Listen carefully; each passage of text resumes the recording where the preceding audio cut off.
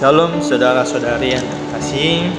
Pada saat ini kita akan membahas tentang penghayatan doktrin Trinitas oleh Bapak-Bapak Gereja, yaitu Agustinus, Martin Luther, dan Calvin, serta para tokoh abad yang ke-20. Langsung saja kita masuk dalam pembahasannya. Konsep Trinitas atau Tritunggal ada, yaitu akibat adanya pertanyaan yang diajukan kepada agama Kristen yang menanyakan bahwa apakah agama Kristen itu adalah agama yang monoteisme atau politeisme, sehingga gereja dan beberapa teolog-teolog mempergumulkan untuk memberi jawaban atas pertanyaan itu. Istilah Tritunggal atau Trinitas pertama sekali diungkapkan oleh Tertullianus untuk merumuskan kepercayaan terhadap Allah, Yesus Kristus, dan Roh Kudus. Trinitas adalah doktrin Kristen mengenai ketritunggalan Allah.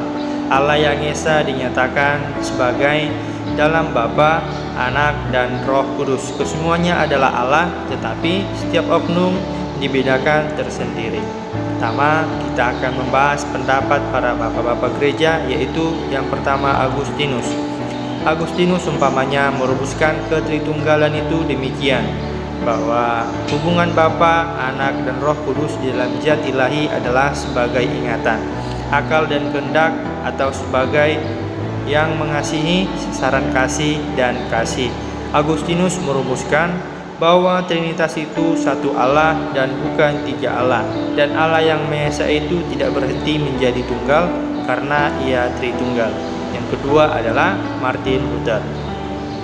Menurut Martin Luther, penghayatan doktrin Trinitas yaitu sesuai dengan hasil Konsili Nisea, yaitu bahwa ada satu hakikat ilahi yang disebut Allah dan sesungguhnya adalah Allah, dan ada tiga pribadi dalam satu hakikat ilahi yang setara dalam kuasa dan kekal, yaitu Allah Bapa, Anak, dan Roh Kudus.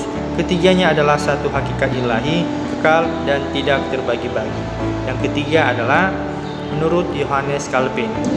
Calvin berpendapat yaitu Allah menyatakan dirinya Esa dengan pengertian bahwa Ia hendak direnungi sebagai tiga pribadi yang berbeda-beda.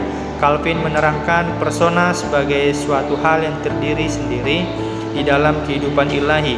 Yang satunya dibedakan dengan yang lain karena sifat-sifat ilahi yang khas ilahi semata-mata. Pribadi ialah suatu substansi di dalam hakikat Allah yang meskipun berhubungan dengan yang lainnya berbeda karena suatu sifat yang tak dapat menjadi kepunyaan dari yang lainnya. Pembahasan yang kedua yaitu pendapat para tokoh abad yang ke-20, di mana dalam hal ini ada tiga pembahasan pokok, yaitu yang pertama Trinitarisme monopersonal, yang kedua Trinitarisme sosial, dan yang ketiga adalah Trinitarisme posisi tengah.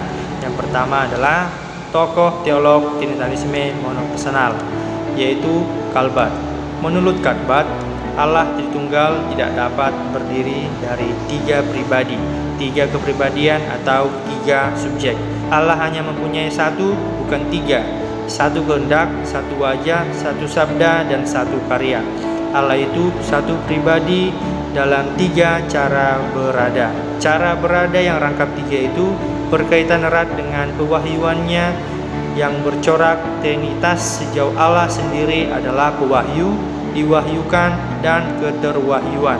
Maksudnya yaitu Allah yang merupakan sumber pewahyuannya yang personal, yaitu sebagai Bapa. Di dalam sejarah, Allah menghadirkan dirinya kepada makhluk insani, yaitu sebagai Yesus Kristus. Dan di dalam hari kaum beriman, Allah membuat mereka menerima kehadirannya, yaitu sebagai Roh Kudus. Yang kedua, menurut Karl Rahner.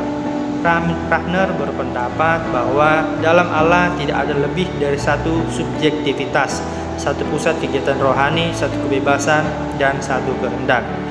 Yang kedua yaitu tokoh-tokoh Trinitarisme sosial. Yang pertama Jürgen Moltmann. Menurut Moltmann, ada suatu alternatif yang memandang kesatuan Trinitas sosial dalam tiga tahap. Tahap yang pertama adalah kesatuan dari satu hakikat, Bapa menghasilkan Anak, dan keduanya menghasilkan Roh Kudus. Pada tahap kedua, ketiga pribadi itu diikat bersama-sama dalam kasih. Tahap Tahap yang ketiga yaitu merupakan kesatuan transfigurasi dan iluminasi bersama. Pribadi-pribadi Trinitas itu membuat satu dan yang lainnya bersinar melalui kemuliaan itu secara bersama-sama dan saling menyinari. Dengan demikian, Moltmann tidak mengemukakan suatu kesatuan organis, tetapi suatu model kesatuan bertingkat tiga yang dipercaya sesuai untuk Trinitas karena setiap tingkat spesifik untuk satu anggota partikular dan Trinitas tersebut. Yang kedua yaitu Wolfhard Pannenberg. Menurut Pannenberg, Bapa, Putra, dan Roh Kudus digambarkan sebagai tiga penampakan dari satu medan dan kekuatan yang diidentifikasi sebagai cinta kasih. Daya cintalah yang mendorong para pribadi untuk keluar dari diri sendiri sehingga mereka menghayati hidupnya bukan dari diri mereka sendiri menuju yang lain, melainkan dari yang lain menuju diri mereka sendiri. Seperti pribadi insani, pribadi ilahi pun mempunyai kodrat yang ekstatis, artinya mempunyai dirinya dalam dirinya yang lain. Dan pembahasan kita yang terakhir yaitu adalah Trinitanisme posisi tengah. Yang pertama adalah tokoh Piet Schoenberg. Schoenberg mengemukakan tesis bahwa pribadi ilahi yang satu itu menjadi antar pribadi dengan bergerak menuju makhluk-makhluk insani. Pribadi bila diterapkan pada Allah berlaku bagi Allah yang dapat disebut Sang Bapa, sedangkan Sang Putra dan Roh hanya secara ekonomis saja menjadi pribadi-pribadi. Berkat pergerakan diri Allah menuju manusia, maka Putra dan Roh semakin memprofilisikan dirinya sendiri. Bapa mempribadikan dirinya sendiri. Proses pergerakan diri Allah menuju manusia itu bersifat abadi dan dikehendakinya dengan bebas. Proses ini berlangsung di dalam hakikat Allah, karena diri Allah sendirilah yang dipribadikannya dalam kontak dengan makhluk ciptaannya. Yang kedua adalah Hans Urs von Balthasar.